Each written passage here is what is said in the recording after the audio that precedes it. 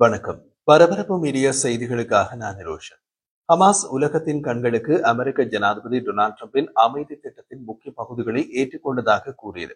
அனைத்து பணைய கைதிகளையும் விடுவித்து தமது ஆயுதங்களை கீழே போடுவதாகவும் போரை நிறுத்துவதாகவும் அறிவித்தது. ஆனால் ஹமாஸ் அடுத்த போரை உடனடியாகவே தொடங்கியது. இந்த போர் யாருடன்? வேறு யாருடனும் அல்ல, ஹமாஸுக்கு எதிராகவே போர் தொடுத்துள்ளது ஹமாஸ். ஹமாஸ் இனி எவ்வாறு செயற்பட வேண்டும் என்பதில் கடுமையாக பிளவுபட்டுள்ளது. நேற்று வெள்ளிக்கிழமை பணைய கைதிகளை விடுவித்து காசாவை ஒப்படைக்க தயாராக இருப்பதாக கூறியது. ஆயுதங்களை கீழே போடுவதாகவும் கூறியது. காசாவின் நிர்வாகத்தை மற்றொரு தரப்பிடம் கொடுக்கவும் ஒப்புக்கொண்டது. உடனே அமெரிக்க ஜனாதிபதி டொனால்ட் ட்ரம்ப் ஆனந்தத்தில் திளைத்தார். அவர் முன்பு கூறிக்கொண்டிருந்த கற்பனை போர் நிறுத்தங்களில் இருந்து விலகி நிஜமான போர் நிறுத்தம் வருகின்றது. உலக சமாதானத்திற்கான நோபல் பரிசு கனவில் நீந்தினார். ஆனால் ஹமாஸின் அறிவிப்புகள் காசாவுக்கு வெளியே கத்தாரில் ஆடம்பர வாழ்க்கை வாழும் தலைவர்களிடமிருந்து வெளியானது. காசாவுக்குள்ளே பல மாதங்களாக சூரிய வெளிச்சத்தை காணாமல் தரையின் கீழ் பதுங்கியுள்ள ஹமாஸ் தலைவர்களிடமிருந்து வரவில்லை. கத்தார் ஹமாஸ் அறிவிப்பு போரை முடிவுக்கு கொண்டு வருவதற்கான டிரம்பின் அதிகரிக்கும் அழுத்தம் காரணமாக வெளியான அறிக்கை. ஆனால் அதிலும் ஹமாஸ் பயன்படுத்திய மறைமுகமான மொழியை சில ராஜதந்திரிகள் இறுதி அமைதி அடைவதற்கு சிக்கலாக கருதுகின்றார்கள். ஒரு பெரிய காரணம் ஹமாஸ் ஆயுதங்களை களைவது மற்றும் எந்த சூழ்நிலையும் பணைய கைதிகளை விடுவிப்பது என்பது குறித்து ஹமாஸுக்குள் ஒருமித்த கருத்தை எட்டவில்லை என்று ஹமாஸுடன் மத்தியஸ்தம் செய்யும் நாடுகளின் அரபு அதிகாரிகள் தெரிவித்தனர். டிரம்பின் திட்டத்தில் இவை இரண்டு முக்கியமான நிபந்தனைகள். ஹமாஸின் உயர்மட்ட பேச்சுவார்த்தையாளரான ஹலில் அல் ஹையா மற்றும் பல மூத்த அரசியல் அதிகாரிகள் தயக்கங்கள் அதிகமாக இருந்த போதிலும் டிரம்பின் திட்டத்தை ஏற்றுக்கொள்வதை ஆதரிக்கின்றனர் என்று அரபு மத்தியஸ்தர்கள் தெரிவிக்கின்றனர்.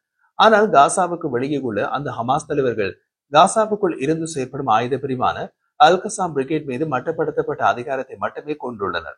ஹமாஸின் ஆயுத பிரிவான அல்கசாம் பிரிகேட் இன்னமும் காசா பகுதியில் உள்ளது. இஸ்ரேலிய பாதுகாப்பு படை ஹமாஸின் தலைவர்களாக இருந்த யாங்கியா சின்வார் மற்றும் முகமது சின்வாரை கொன்ற பின்னர் காசாவில் ஹமாஸை வழிநடத்தும் எஸ்டின் அல் ஹதாத் ஓரளவுக்கு மட்டுமே சமரசம் செய்ய தயாராக இருப்பதாக மத்தியஸ்தர்களிடம் கூறியுள்ளார். ஹதாத் எகிப்துக்கும் ஐக்கிய நாடுகள் சபைக்கும் ராக்கெட்கள் மற்றும் பிற தாக்குதல் ஆயுதங்களை விட்டுக் கொடுக்க தயாராக இருப்பதாகவும், ஆனால் தாக்குதல் துப்பாக்கிகள் போன்ற சிறிய ஆயுதங்களை வைத்திருக்க விரும்புவதாகவும் மத்தியஸ்தர்கள் தெரிவித்தனர். இதை ஹமாஸ் தற்காப்பு என்று கருதுகின்றது. ஆனால் காசாவில் கொல்லப்படாமல் மீதமாக உள்ள ஹமாஸ் தளபதிகள் சரணடைவதற்கு சமமான ஒரு ஒப்பந்தத்தை ஏற்றுக்கொண்டால் ஹமாஸின் சாதாரண உறுப்பினர்களே ஆயுதங்களை கீழே போட வைப்பதை செயல்படுத்த முடியாது என்று அஞ்சுகிறார்கள் என்று மத்தியஸ்தர்கள் தெரிவித்தனர். போர் தொடங்கியதிலிருந்து ஹமாஸ் பல இளைஞர்களை தமது இயக்கத்தில் இணைத்துள்ளது.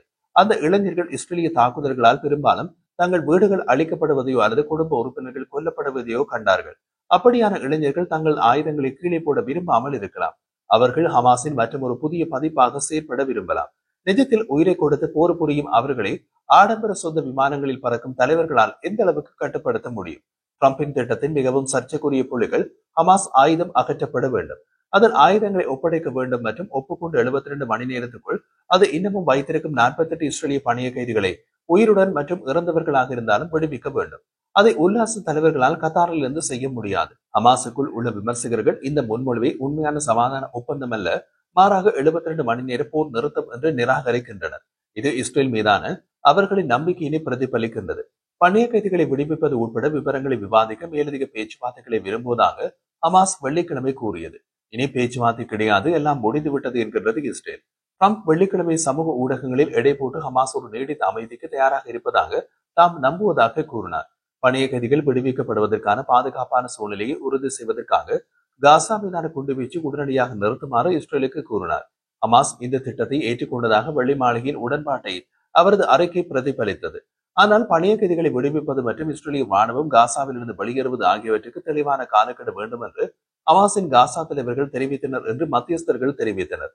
ஹமாஸின் வெள்ளிக்கிழமை பதிலில் இருந்து ஒரு எச்சரிக்கையை பிரதிபலித்தது. அதில் பணைய கைதிகள் பாதுகாப்பான கள நிலைமைகளை வழங்குவதன் மூலம் விடுவிக்கப்படுவார்கள் என்று அது கூறியது. அமெரிக்க செனட்டர் மற்றும் டிரம்பின் ஆதரவாளரான லின்சே கிரகாம் ஹமாஸின் பதிலை முழுமையாக நம்பக்கூடியது அல்ல என்று அழைத்தார். அது ஒரு உன்னதமான ஆம் என்று கூறிவிட்டு ஆனால் என்று இழுப்பது என்றார். இஸ்ரேலிய பிரதமர் பெஞ்சமின் நேத்தன்யாகு ஹமாஸின் பதிலுக்கு தனது சொந்த தகுதி வாய்ந்த எதிர்வினையை வழங்கினார்.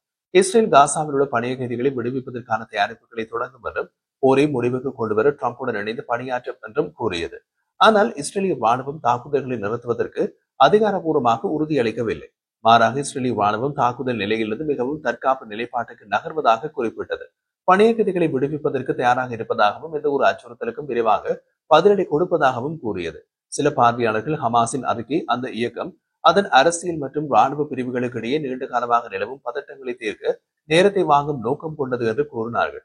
போர்க்களத்தில் ஹமாஸ் தாக்கப்பட்டு கடுமையான இழப்புகளை சந்தித்தாலும் இன்னமும் போராடுகின்றது. ஹமாஸின் ஆயுத பிரிவான அல் கசாம் பிரிகேட் அதன் மூத்த தலைமையிலான பெரும்பகுதியினையும் ஆயிரக்கணக்கான அனுபவம் வாய்ந்த துருப்புகளையும் இழந்துவிட்டது. அதன் புதிய ஆட்சேர்ப்புகளில் பலருக்கு பயிற்சி இல்லை. மேலும் காசா மீதான இஸ்ரேலின் இறுக்கமான கட்டுப்பாடு அல் கசாம் பிரிகேட்டின் தொடர்பு மற்றும் நடவடிக்கைகளை ஒருங்கிணைக்கும் திறனை குறைத்துள்ளது. இதை மாற்றியமைக்க ஹமாஸ் சிறிய பிரிவுகளுக்கு அதிகாரங்களை பகிர்ந்தளித்துள்ளது என்று அரபு மத்தியஸ்தர்கள் மற்றும் இஸ்ரேலிய ராணுவ அதிகாரிகள் தெரிவித்தனர். இந்த பிரிவுகள் பெரும்பாலும் சுயாதீனமாக செயல்படுகின்றன. இஸ்ரேலிய படைகளை எப்போ எப்படி தாக்குவது என்பது குறித்து தங்கள் சொந்த முடிவுகளை எடுக்கின்றன. ஹமாஸ் போரை கைவிடவில்லை என்று இஸ்ரேலிய ராணுவ அதிகாரிகள் கூறுகின்றனர். ஹமாஸின் கட்டளை மற்றும் கட்டுப்பாடு சேர்ந்ததாகவே அவர்கள் பார்க்கின்றார்கள். ஹமாஸின் சிறிய இயக்கங்கள் சுயாதீனமாக செயல்படுகின்றன. அவை முக்கியமாக வெடிப்பொருட்கள், ஸ்னைப்பர்கள் மற்றும் ராக்கெட் இயக்கப்படும் கையறை குண்டுகளை பயன்படுத்துகின்றன. ஹதாத் மற்றும் பிற மூத்த தலைவர்கள் இந்த பிரிவுகளின் மீது மட்டுப்படுத்தப்பட்ட கட்டுப்பாட்டை கொண்டுள்ளனர். நிதி நெருக்கடியால் இந்த சிக்கல் மேலும் அதிகரித்துள்ளது. இது ஹமாஸின் சம்பளம் வழங்கும் திறனை தடுக்கின்றது. காரணம், ஹமாஸ் உறுப்பினர்களின் மாதாந்த சம்பளம் கத்தாரில் இருந்து வர வேண்டும். வால் ஸ்ட்ரீட் ஜேர்னல் முன்பு பணப்பற்றாக்குறை ஹமாஸை பலவீனப்படுத்துவதாக செய்தி வெளியிட்டிருந்தது. செப்டம்பர் நடுப்பகுதியில் தாக்குதலை தொடங்கியதிலிருந்து காசா நகரத்தின் பெரும்பகுதியை இஸ்ரேல் கைப்பற்றியுள்ளது. ஹமாஸின் பல துருப்புகள் ஏற்கனவே தெற்கு நோக்கி தப்பிச் சென்று விட்டனர். பெரும்பாலான பொதுமக்கள் காசா நகரத்திலிருந்து வெளியேறிவிட்டனர். காசா நகரத்தை கைப்பற்றினால் என்ன செய்வது என்பது இஸ்ரேலின் முக்கிய குழப்பம். பல ஆயிரம் ஹமாஸ் இயக்கத்தினர் காசா நகரில் உள்ளனர் என்று இஸ்ரேலிய மூத்த ராணுவ அதிகாரி ஒருவர் கூறினார். அந்த படைகள் தொடர்ந்து இஸ்ரேலிய துருப்புகளை கண்காணித்து பாதிப்புகளை ஏற்படுத்துகின்றன என்று அந்த அதிகாரி கூறினார். ஹமாஸின் மீதமுள்ள படைகள் பெரும்பாலும் இளமையான ஆட்களை கொண்டது மற்றும் அனுபவமற்றது, ஆனால் இன்னமும் உறுதியானவை என்று இஸ்ரேலிய அதிகாரி குறிப்பிட்டார். ஹமாஸ் இயக்கத்தினரின் சரணடைதல் நடவடிக்கைகள் அரிதானவை. பொதுவாக ஹமாஸ் இயக்கத்தினர் சுற்றி வளைக்கப்படும் போது மட்டுமே நிகழ்கின்றன என்று அதிகாரி கூறினார். போர் தொடங்கியதிலிருந்து ஹமாஸ் தாங்கள் அழிக்கப்படுவோம் என்பதை உணரத் தொடங்குவது இதுவே முதல் தடவை என்று முன்னாள் மூத்த இஸ்ரேலிய பாதுகாப்பு அதிகாரி அமித் அவிவி கூறினார். ஹமாஸின் தலைவர்கள் டிரம்பின் திட்டத்தை ஏற்றுக்கொண்டால் ஹமாஸின் சில இயக்கத்தினர் மற்ற பாலஸ்தீன இயக்கங்களுக்கு தரவக்கூடும் என்று மத்தியஸ்தர்கள் எச்சரிக்கின்றனர். பலர் ஏற்கனவே பாலஸ்தீன இஸ்லாமிய ஜிகாத் அல்லது பாலஸ்தீனிய விடுதலை முன்னணி போன்ற பிரிவுகளில் சேரத் தொடங்கியுள்ளனர். இந்த குழுக்களிடையே ஒருங்கிணைப்பு பெரும்பாலும் சரிந்துவிட்டது. ஹமாஸுடனான ஒப்பந்தம் மட்டும் போரை நிறுத்த முடியுமா என்பது குறித்து நிச்சயமற்ற தன்மையினை ஏற்படுத்தியுள்ளது. கத்தார், எகிப்து மற்றும் துருக்கி ஆகியவை ஹமாஸ் தலைவர்களுக்கு அழுத்தம் கொடுத்தன.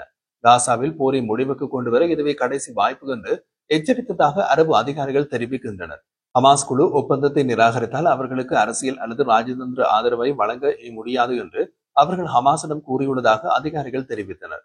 தனது சமூக ஊடக பதிவில் ட்ரம்ப் கூறினார், உருவாக்க வேண்டிய விவரங்கள் குறித்து நாங்கள் ஏற்கனவே விவாதித்து வருகின்றோம். இது காசாவை பற்றியது மட்டுமல்ல, மத்திய கிழக்கில் நீண்ட காலமாக எதிர்பார்க்கப்படும் அமைதியை பற்றியது.